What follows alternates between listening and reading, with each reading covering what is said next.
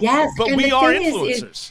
advertisers would kill to have the megaphone that media companies have, and so few of them use it in any way that is really meaningful on the sales side. And it's such, I mean, I understand that marketing departments were cut for many organizations, or don't have anybody to manage that. But on the other hand, if you want to make revenue, what is the first thing you tell an advertiser to do? Right? Put ads out, right? and yet we just don't do it for ourselves. Welcome to the News Nirvana podcast. I'm your host, Nick Parker. The News Nirvana podcast features conversations with media professionals from across the country, highlighting our ever-evolving business models and showcasing the strong and effective journalism produced each and every day. This podcast is made possible to you by the generosity of Blocks Digital.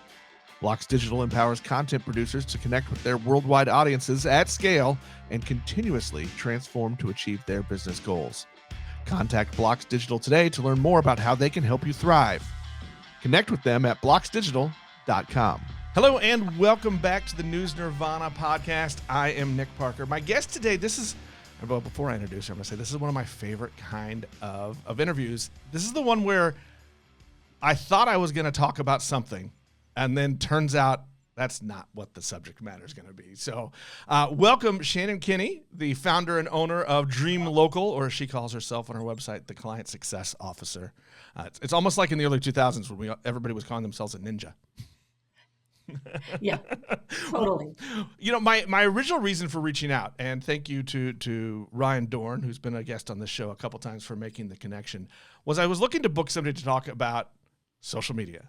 But when we first met and got on a video call together, it took about 2 minutes for me to realize, that's not the subject matter for today. What we're really going to talk about, we're going to talk about sales and revenue generation for news organizations.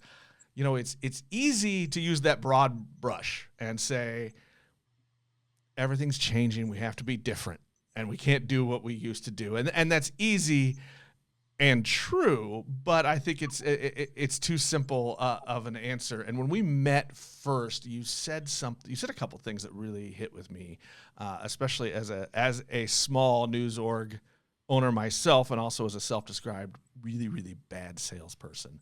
One of the things you said was that we can't rely on that good old-fashioned relationship anymore to make the sale, to do the things we need to do to raise revenue.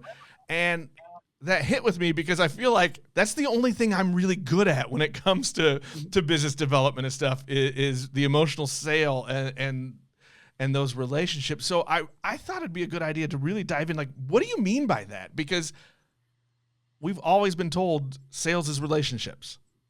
Yeah, that's a really great place to start. I can tell you that when I first started in sales, which was selling print advertising in a weekly newspaper when I was younger, I was like you. I was a relationship salesperson, and I knew everyone and their kids and what mattered to them and what they loved about their business. And it's not that relationships don't matter, but relationships aren't enough in today's landscape to increase your revenue. So today's business owner is overwhelmed by more than, even in small markets, by more than 30 plus people soliciting them for some of their advertising or marketing money every single month. They don't understand all of it, and they're really trying to grow their business. And so in today's landscape, you really need to become a trusted advisor over just relationship sales. I hear that, and my brain says, yeah, that makes sense. But I think it just still feels like a shock to the system a little bit. It's a lot different. And here's a couple examples how it's different. So you, in the latest Burrell Associates survey, it showed that about 80% of small businesses are looking for support, guidance, advice beyond your own marketing platform. So you can't just walk in and try to sell them what you have. You have to have some understanding of how online marketing, your marketing, all of it works together to help your client. So at minimum, they need you to guide them to maximize the value of an investment with you. But ideally, they also want to hear about how this fits in or other things they should be doing. Like I had a sales call earlier today and she had questions about Yelp. And is Yelp something I should do? Like I got a call from them and I don't know what to do. And they're really looking to media companies as a trusted source of marketing and advertising advice. And so when you can become that trusted advisor, then you cement your relationship with them and you have a much stronger chance of being successful in your own sales. I think that's interesting. I think the modern cliche is, we can't sell boxes of ads anymore. Um, but I feel like the response to that though is to create other boxes. is Totally. is to Yeah. say, okay, what other packages can I put together? But what you're saying is maybe it's not always selling or advising to market and advertise through our things, but to help them with other channels. Am I All of the hearing you other right? channels. Yeah, and also recognize that even the way people consume media on your own platforms is different than it was 10 years ago or 5 years ago or even a couple of years ago. And so And as an you industry, want we hate change. right, right. And you need to be able to guide the advertiser. So, a great example is if you're working with a real estate client or an automotive dealership as an advertiser, 10 years ago, they were shoving every home or car into a print ad. And in today's landscape, they should be using that space to really talk about why they're different and the benefits of working with them and the experience that they create to try to build their individual brand, which is a much more powerful use of print than shoving in all those little vehicles. So I think that's an example of even if you're selling the same product, you really want to help people understand how to maximize it. And if you can think about how it fits into the broader picture of their overall marketing landscape, that's when you become a resource that they want to stick with. How do we kind of? It's such a. I don't know if I'm asking the same thing again, but it feels like such a mind shift Yeah. in, in approach. So, kind of It, where are we starting from? yeah, it really is. And so part of the mind shift is, back when I worked at the newspaper and in some of the biggest newspapers I worked at, I remember when the phone room would be so busy. The phone was just ringing off the hook with advertisers calling in to place classified ads or place ads. And the point is, that was a very inbound sales experience where we were order takers facilitating a transaction. And most of us know that that's not how it works anymore. But a lot of people in the sales side of the business just aren't used to having to go out and hustle. And, I'll have some tell me, oh, digital is, not my thing. It's a whole digital dimes to print dollars thing. And, I always say, you got to be willing to hustle to help the advertiser be successful, no matter what you're selling, whether it's print or digital or some combination or both. Now it's about going out, finding new business. And that's a very different mentality in itself, much less being, really consultative and doing the trusted advisor route. What do you think is really different there? Because in some Yeah. ways, you're saying the same things we've said all along, but So when you're planning your week as a sales professional on the media side, when you're planning your week, most look at their territory, their list that they have. They go and they see a couple of their biggest advertisers. Maybe they have a goal to or a special section they're working on or a certain goal, and they're thinking about that. And what you really need to think about is, how many businesses are in this market overall and who's never advertised me and why? I got to go meet those people. Like you need to really be pushing out of your comfort zone significantly and also really preparing for those sales calls. What are the things that people in that industry are concerned about right now? What are they thinking about? Where do they typically spend their advertising dollars, and how do they build their strategies, and what are they putting on their website. So like I do homework before I go on sales calls, and that's not something that you typically see on the media side as much.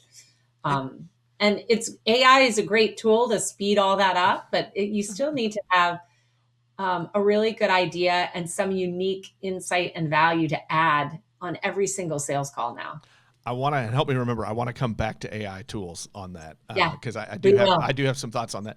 But one of the things that just struck me there was when you talked about who are the advertisers or the businesses that haven't advertised. Like, and to me, I like that because I came up on the editorial side, right? So my brain is more reporter than sales. But it's almost like take a reporter look at things. What are the news stories? What's the who are the advertising stories that haven't been told yet, and start there. And I feel like that's almost, I mean, for my brain, that's almost freeing. Yes, yes. And it helps you think when you think about an advertiser story, you come at it from that point of view, you're going to see things totally differently. And when you walk in to talk to that business, you're going to have a different energy and ideas for them. And I think that's what they're looking for. They don't just want another person selling them something. They want somebody who's passionate about driving results for them. It's almost like we really have to think about these partnerships and the more of storytelling than advertising. Yeah, or at minimum, full scope, right? Not just advertising. But storytelling is a fantastic thing to do.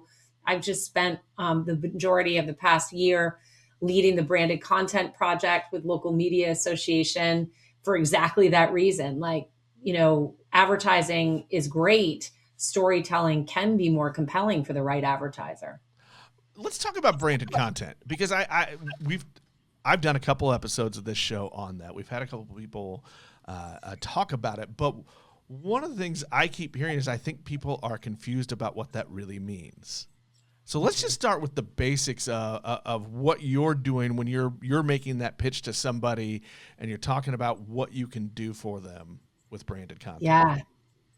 That's a great question. So it depends on the company. There's a lot of different types. Like some companies have what I would call topical or more like advertorial branded content, where they might do a special section for, say, senior health in their area. And they may have a content about all these different elements that come that are topical, interesting, and they're sponsored by particular advertisers, right? Like that's something that's pretty a lawn and garden issue. Yeah. All of those are pretty straightforward. And that's really what I would consider sponsored content, where you have evergreen content that's really interesting to a reader and it's got some sponsorship associated with it. And that's sort of the simple end. And at the high end, you're creating custom content that's really telling a story about an advertiser. And there's a lot in between. But typically it's of high quality and or utility to a reader. And then it may or may not even mention the advertiser, but the advertiser has an adjacency as Right. being brought to you by. I like the use of the word utility there. Mhm. I think that's a key definite or defining thing. Yes, because something that a really talented person from the editorial side may find, really inane might be something that a reader is really looking for. I didn't know that about my blood pressure, right? That matters to people. And so I think the idea of creating utility and allowing advertisers to be part of that experience can really be a win-win for an organization. We've heard a lot. I feel like there are a lot of people saying they have found a lot of success in using branded and sponsored content, those different things to increase revenue. Yes. Yes, And it's almost definitely. one of And those I low think hanging fruit. it's also fantastic for them to illustrate the power of their medium, because when a lot of people tell an advertiser they saw a particular article, that's great. That's a great recognition for the company. So I find like it's a win-win. It's a great way to build brand awareness. And when the content is done well, it also really helps the client show up in search, become more visible, a lot of other things as well. I feel like that's a brand awareness builder for not just your advertising partner, but for yourself as the news organization too. Like, how often do we forget to pitch ourselves as an influencer in our communities? Totally. Not just, hey, I have X number of page views, X number of circulation, right? Like, we're stuck on those numbers from 1992, right? Yes, But and the we are thing is influencers. advertisers would kill to have the megaphone that media companies have, and so few of them use it in any way that is really meaningful on the sales side. And it's such, I mean, I understand that, marketing departments were cut for many organizations, or don't have anybody to manage that. But on the other hand, if you want to make revenue, what is the first thing you tell an advertiser to do? Right? Put ads out, right?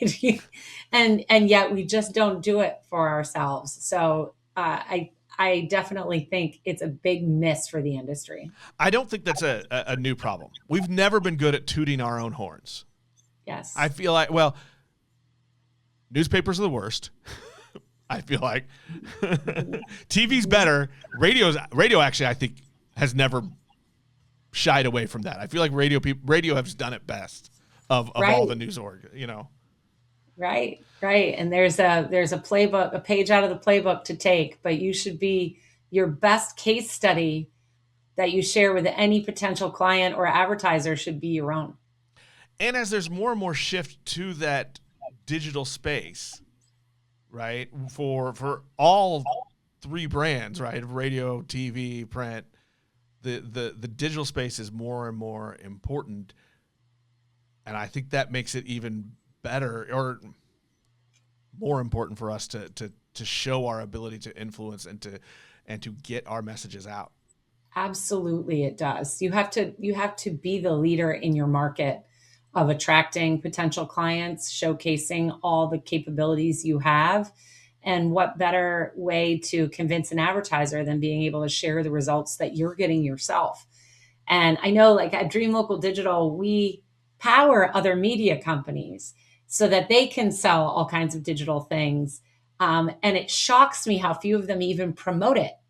And meanwhile, when I sell myself, every time I'm on a sales call, I have to explain who we are, right? Oh, I'm Dream Local Digital. We do this. Like, I would die to have a megaphone that I could just educate the public every single day on what we do in a way that they trust.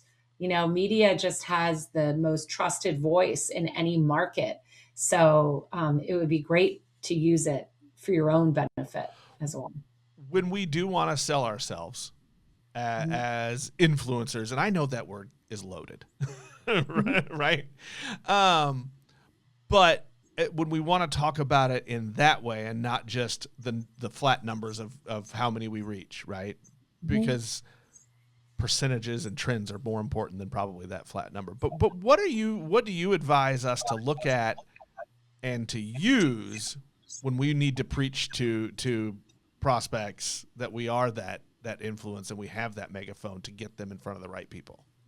Yeah, well, your audience size is one, engagement is another. So when you can see that when you're sharing content, when you're promoting your services, and you can prove that you're getting a lot of people paying attention to it, either by measuring traffic, looking at comments or likes and things on social, audience engagement with videos. There's a lot of different ways to illustrate that people are paying attention to what you're saying. And that's really what the story that you want to tell a potential client is that, by using these tools, here's what came up for us and the kinds of engagement and audience or sales that we were able to make of something that you're selling. So, become your best case study. Internally at Dream Local, I call it client number one. Where's the report on client number one? How's client number one doing? And they'll be like, oh, right, right. Like, we can't forget that one because that's the one that pays your paycheck, right? I feel like that's Client the number post-it one. note that needs to be out on all our walls. Because we Yep. don't think about, I mean, it's the what's the cliche, the mechanic's car, right? Yes. Yes. cobbler shoes, mechanic's car, totally. Yeah. But those are things that you want to make sure that you're really shouting to the rooftops about. How do you, and I'll just use yourself as an example. How are you reminding yourself to think about that? Because look, when you sit down at your desk in the morning, I'm sure you look at your planner, your online calendar, your planner, your call sheet, and you see all these things. How do you remind yourself, hey, I need to build my brand too? Yeah, I do that first. And Really, that's the top of your list. top of my list every day. And even when I know that I have something that's big money, like this afternoon, I have 4 proposals I have to get out. I did my content creation this morning. The News Nirvana podcast is made possible by the generosity of Blocks Digital. Blocks Digital empowers content producers to connect with their worldwide audiences at scale and continuously transform to achieve their business goals. Contact Blocks Digital today to learn more about how they can help you thrive. Connect with them at blocksdigital.com. I'm going to tell you right now, I failed that this week. You're doing it right now. No, I'm serving my client right now. No, but I mean, so you are. I told you off air before we hit the big record button. You're the 7th interview recording I've had this week. So my brain. That's why I'm stumbling a lot. I feel like. But I had 2 live events for my local news organization. We had our mayor candidate forum last night in our community. With 100 some people showed up for. I was worried about all of that stuff that I had to do for clients, for the news organization. I think I might have posted 2 or 3 things to social media. Most of them were leading up to the live events. Mm-hmm. I haven't even, I'm going to be vulnerable and admit to you, I had a social media post and story that I published on our local site last week that has generated over 100,000 views on social media. I've done nothing to take advantage of that. Okay, it's time to get to work. Because I focused on those other things. So it's interesting and it's good to hear you say that, because now I'm like, I haven't taken advantage of that at all. I have put other things first. I definitely fell prey to that during COVID. We became really, reactionary, trying to help everybody whenever they needed it, keep things moving forward, make sure my team's okay, make sure our clients are okay, helping our clients grow their business. And we just sort of dried up on our own. And it took years to come out from under that and build our list back up and get our engagement back up. A lot of the content that I post is in niche groups too. Like, it's not all public facing on all my channels all the time, but every morning there's something. I'm on some channel doing something and sharing something. And I've learned that there's nothing that's more important than that if I want to continue to grow every month. And I do. So for me, it's become job number 1. Well, I hope that other people find that enlightening and helpful, because that just, to me, that really reiterated something that I'm not forcing myself to be better at. Mm-hmm. And people are looking for thought leadership. They want to, they don't expect everything to be perfect or every picture you post to be idyllic. They're looking for someone who's out there, putting themselves out there and learning about all of this as well. And honestly, it's how brands are built. I was at an event 2 days ago and had somebody say, "Oh, I saw this video of yours and it made me think of you, and we need to set up a meeting. Can I have your calendar link?" Sure you can. Absolutely. And that's how a lot of my stuff comes in now, is all through my outbound, my content creation, and people coming in from that. I think that's where we all want to get to. Mm-hmm. The discipline to get there, I think, is the hard part. Yeah. Well, it's easy for me to look at my list of things to do today and say that 2 of the proposals I have to do are the closest thing on my desk to money. And that's right. It's accurate if I measure that on my desk this minute. But the posting and content creation and making sure that my name is out there is what got those proposals here. So if I want proposals to do tomorrow, I have to post today. And so that's really how I think about it. It is a pathway to money. It's just a delayed one in comparison to something else that's on my desk right now. It's not always the direct route, which is a Right. lesson. I mean, as an entrepreneur, as any business manager or leader, right? Sometimes it's hard to remember that. And we know it when you're selling traditional media, you're selling brand awareness, right? Which is, hey, somebody has to see you for a while before they say yes. We sell frequency. You have to be seen X amount of times, X amount of Right. touch points, but we don't do it ourselves. Yeah. Right. And I think we have to practice what we preach. If it takes 5 to 12 touch points to get a yes, then I better make sure they're seeing me 5 to 12 times. How much time when you go talk to news organizations to help them out? How much time are you spending on those things, that discipline aspect of it? So Or I'm am I the only working bad with one? Yeah, I'm working with organizations every single week. I'm doing it. Yesterday, I did a webinar on AI for sales for a regional newspaper and magazine group. Last week, I did three. So I'm spending quite a bit of time in that space, but it's interesting. This is my 28th year trying to explain to traditional media that digital is a thing and going to be the future. And it surprises me, how that is still lost on some. But the AI stuff has been taking off. It seems to be the one area where salespeople are like, teach me how to save time. And they show up and they want to know. And so that part's really gratifying. I always joke that nobody fought the internet harder than news, and we lost. Yeah. But sometimes I feel like we're still fighting it. Oh, I can definitely say it. I spoke at 2 press association groups earlier this spring and looked out at a room of people who were not ready. Well, let's talk AI. Let's shift there. Sure. And I love that you brought it up. And it's funny. I tease because for the last year and a half, I feel like every episode of this podcast has somehow gotten to AI. Whether we're scared of it, we're adopting it. We don't know what to adopt. We're working out the ethics of using. I had a recent guest, and we talked about AI tools, and he actually is not from the news world, but he is an adopter of it and has used it to build his brand. He owns a convenience store business, but has a YouTube following over 100,000 subscribers. I think they're reaching like 20 million people a month. It's crazy. But we talked about AI and building, and he was talking that he used it initially, and I've gone through this process the last 2 weeks myself, using AI chats to learn my persona and my prospects' personas, and then how to put that together. And it's been really, really interesting. I think sometimes we forget who we are persona-wise. Yeah. Yeah.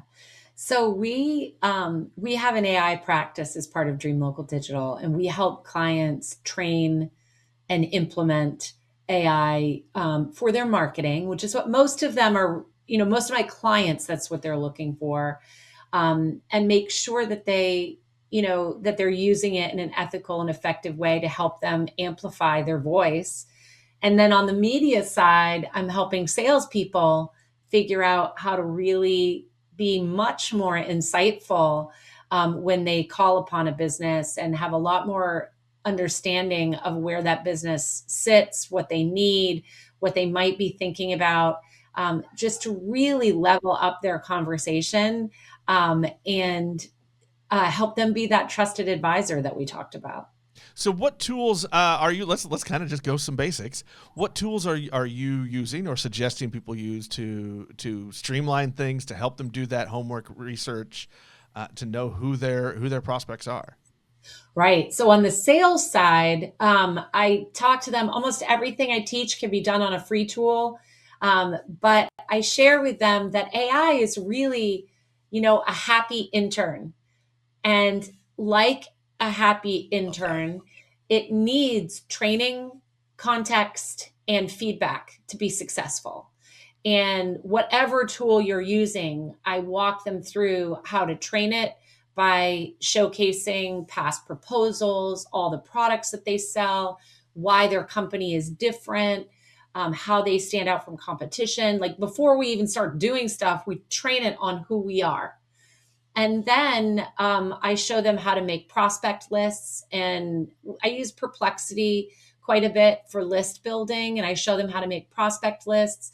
But almost everything else I teach them in terms of prospecting, needs assessments, questions to ask, objection handling, proposal storytelling can be done in any single one of the tools. I use ChatGPT, a paid version, a lot. I love Gemini for many things because it is great at sourcing itself. So you know where it's coming from. I use Perplexity for list building. So I'm using a lot of different ones. But most principles we're teaching people are really tool agnostic. I'm a little scared of Perplexity now because I love lists, so I'm afraid I might get lost in it. It's crazy. I think that's you talk about being agnostic with that because there are so many out there. I think it's an important thing to talk about that there really isn't one, a one size fits all tool among these, and finding the ones that work for the actual need that you have, right, and then also that fits into your business model. And sometimes I think the paid does make, whether it's paid or free, does make a difference on some of those. Yeah, well, paid really comes into play for two things, like capacity when it comes to training. Free ones you can only upload so much information Right. before you've run out of memory or space. And also, I wouldn't upload anything that I wanted to remain private into a free version of a tool. Those are, I think, the barriers that really indicate, like, if you hit those guardrails, then it's time to consider paying. I can tell you though, any one of the tools can be really great at the vast majority of everything you want to do. It's when you want to do advanced things like audio, video, images, that other tools are really a better fit. But when you're trying to do text-based work, most of them are pretty handy across the board. I love the idea of using it as a research tool. So you've got a meeting coming up with somebody, and you can to dig in on who they are. Not only who they are, like that background information, but you can use those chat tools to really figure out, okay, what's their image on the internet digitally? Like, how do people see them? What is their persona? I'm gonna use that word again, and know who they are, and then working from there. How can I be of service, right? How can Right. I help that build that persona or build What off are the of it? pressures of that industry in this geography? What are key drivers of profit at a business in this city, in this industry, facing this kind of competition? Insert link, insert link, insert link. I used to when I talked about becoming a trusted advisor, I would have salespeople lament, I don't have time to do 5 or 10 minutes of homework before every sales call I do, Shannon. And now literally no one can say that anymore, because you could spend an hour on Friday afternoon and do a few prompts, take some notes, and have your homework done for every sales call the following week. And, there's just no excuse for walking in cold with your rate card in your hand, hoping that things will go well for you. I had You know? somebody tell me recently they don't even want to take their rate card with them anymore. They shouldn't. They absolutely should not. And the sell sheets, I can't tell you, like, I run the marketing for a lot of companies, and I can always tell a print rep when I'll get an email that says, hi, deadline is Thursday, see attached, Jane. And there's some sell sheet attached to it. I just delete it. I'm like, that is absolutely not happening. Right? Like, when somebody says, I've noticed that you're really trying to push the live entertainment at this particular event, and I have a unique idea on how we can promote the bands by using our platform in this way. Like, I'm going to read that email and talk to that person. But if somebody is attaching a sell sheet, we'll live without it. It'll be fine. Yeah, I agree. I almost feel like it's just the most impersonal touch you can give me. Yeah. Yeah. And it's the kind of touch point that does damage versus building trust and rapport, which is what we need to be doing every time. So every salesperson that I work with, I drill into their heads that you have to be ready to share some unique insight and value in every single touch point. Otherwise, don't poke the bear. You're not ready.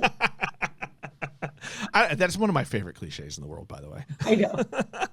Well, You can just visualize it. right. We're coming full circle a little bit here because what you just said was that relationship still matters, but we Sure. just have to Like do it differently. it matters, but the way you deepen that relationship isn't by chatting about your kids. It's by coming to the table with a unique idea, with an insight into reporting, something that's helping them move their business forward every single time. And that's what people expect. And they expect you to take your medium and help them translate that into how they're going to use it and what value you're bringing to the table every time. And when you can do that, you're going to be really, really successful. I love that because I was really struck the first time you said it, and I'm like, but what does she mean? I know. So I think I really like that we kind of came back around to it, and what it tells me is the relationship built on the small talk, or because we've all done our obligatory joining of the Chamber of Commerce. Right. That matters less than It matters less when real. money's involved. Yeah, yeah, and I think we're all as business owners around the community, we're all smarter and more aware of where we're spending our money and our time, and Yeah. we can't just do it just because we're both in the same club. Right. And think about it, when I started selling print and I was a relationship salesperson, it was my newspaper, the chamber guidebook, and a radio station. That's it. Right. So they had three of us, three people that they dealt with in and terms of their whole marketing plan. and the And now newspaper there are, probably published the chamber guide too. yeah, well, we printed it. Yeah. Yes. And the point is, that's nothing like what the landscape is like. It is very confusing and daunting to be an advertiser in today's world. And the way that people consume information is very fragmented. So it's just a totally different landscape now. And we have to hustle and earn it every day. What is your and I'm going to be cognizant of everybody's time here. What is your biggest, so when you come in and meet somebody, what is that biggest, boldest headline at the top of your agenda when you come in? When I first meet with a potential client, Well, for a news, your client is a news organization. Okay, certainly. So I really come in and help them learn how to become that trusted advisor on the sales side. If it's the sales team, if it's the leadership team, I want to know what percentage of your revenue is coming from digital, and what are we going to do about making that number bigger, and what's our strategy for adding utility and becoming more of a resource to our readers, audience, and advertisers every single day. So it depends on who I'm talking to there, but it's along those lines. Doesn't that percentage of revenue connected to digital get bigger and bigger? I mean, whether we are a print-focused organization, a broadcast-focused organization, doesn't it have to be more and more digital? Because that's 100%. the longevity, right? And that's the Yeah. reach. Yes. And there's really just no space any longer for crying about that the profit margins are different than 29, 30 years ago. Yes. Yes, they are. We have to cry. So We have to stop crying. figure it out. Yeah, figure it out. I don't know. Sometimes it's good just to have a nice cry about it. Wait, it's not what it was. Oh, I can't tell you. I can't tell you. I can't. I imagine you've got great stories. I do. I do have a few, yes.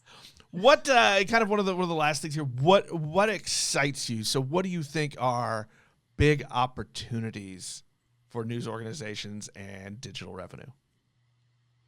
So I think there are tremendous opportunities um, to really become even more relevant in your local market by making sure that you are aggressively adopting it and encouraging clients to do the same.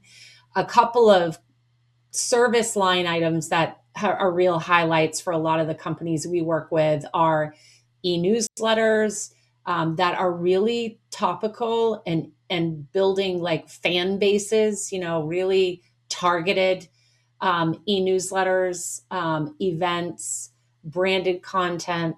And we're seeing a real resurgence of social media, social media management, doing a lot more, helping clients really shine there is an area that small businesses just really want help. I love that. And I like that you brought up newsletters. I just personally, I have found such great success there. Yes, Like, yes. like my, And especially when you start getting into niches, like maybe it's beer lovers or families with, busy families, whatever it is, when you can really speak the voice of the audience, even when it's a smaller audience, advertisers are super attracted to that. And podcasts are, a nice corollary to that. That, advertisers really love being adjacent to something that's super relevant to what they do. I am a big proponent of podcasts, obviously, Mhm. but the companion podcast that I have with my news org has been, I think, the total driver of all success over the 10 years. I Fantastic. I think love hearing I that. think that's what's connected with people for whatever weird reason. I wish I had a better feel for why, but it just has. Survey. Do a survey. I probably should. See, look at you. You're giving me all sorts of great ideas. But Get to work. get to work. That's what I tell myself all the time. Get to work. Get to it. Real quick, what's some quick advice other than, of course, obviously picking up a phone and reaching out to contact you and Dream Local? What's some good advice, tips you'd give out to some listeners of today's show? So don't be afraid to try tools and try new things. And if there's some of this stuff that you don't understand, start reading about it. Like become an avid learner again, because I think that when all of us are trying to master our craft and stay on top of things every day, we do so much better. And if you're nervous about something you learned today, go to ChatGPT and ask it. There you go. I love it, and I will encourage, since I've done it for the last couple of weeks, take some time. You don't have to do it all in one day. Just keep going back a little bit to use ChatGPT, use Claude, whatever you want to do, whatever those tools, and go but put in some information and see what it knows about you and your persona. It's eye opening, I think. Very much so. Awesome. Hey, Shannon, where can people find you, follow you on the socials if they want to know more? So if you go to shannonkinney.com, you'll see links to my company and all my socials. Awesome. Thank you so much. I appreciate your time today. Thank you for having me. That will wrap us up for this episode. We'll talk to everybody next time. Great. The News Nirvana podcast is available on Apple Podcasts, Google Podcasts, Spotify, or most any of your favorite podcast apps. The News Nirvana podcast is made possible by the generosity of Blocks Digital. Connect with them at blocksdigital.com. The News Nirvana podcast is produced by Fredcasts. Think, speak, act,